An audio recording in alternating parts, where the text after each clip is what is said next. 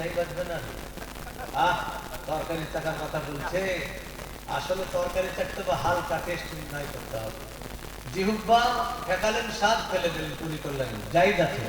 আগেকার জমানার মানুষরা মানে খুব কড়া মেজাজের লোক ছিল, ওরা মাত্র খাজুরের ডাল তারওয়ারি দিয়ে কেটে ফেলাতো, লবণ হয়নি।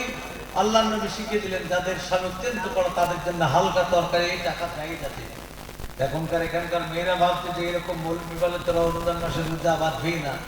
এখন রাজুর মা জুয়েলের মাকে বলছে, কি গো তুমি কি রোজা নাও? বলে হ্যাঁ আমি রোজা আছি। জুয়েলের মা বলছে আমি রোজা থাকবো না, তাই হয়?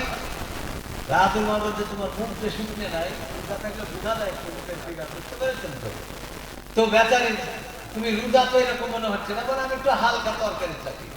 রাজুর মা আর আপনার জুয়েলের মা দুজনের একই পাশাপাশি বাড়ি, বেড়ার ফাঁক দিয়ে আপনার উঁকি মেরে দেখছি তো বিকেল বেলায় আলু রান্না করছে, হাতা হাতা আলুর ভর্তা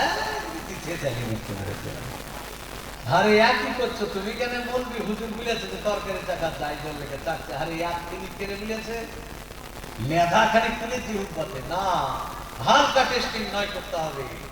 ডাক্তার ইউনুস বাংলাদেশের লিখক আর অন্যান্য লিখেছে, তিনারা বলেছেন হাদিস কোরআন অনুযায়ী জাপানের একজন ডাক্তার তিনি বলেছেন রমজান মাসে যারা রোজা রাখবে তার জীবনে কোনোদিন অসুস্থ হবে না। জোরে কোন ঠিক কিনা? এখানে সবাই তো আছেন, গ্যাস, তারপরে আপনার আলসার, গ্যাস্ট্রিক, যত রকমের রোগী আছে, কোলেস্ট্রল, সুগার, থাইরয়েড, সবাই ভালো থাকে না খারাপ থাকে? ভালো থাকে। রমজান মাস পবিত্র মাস, এই জন্য।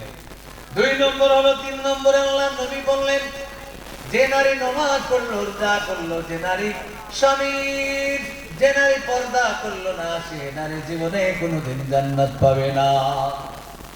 যে নারী পর্দা করলো না সে নারী জীবনে কোনো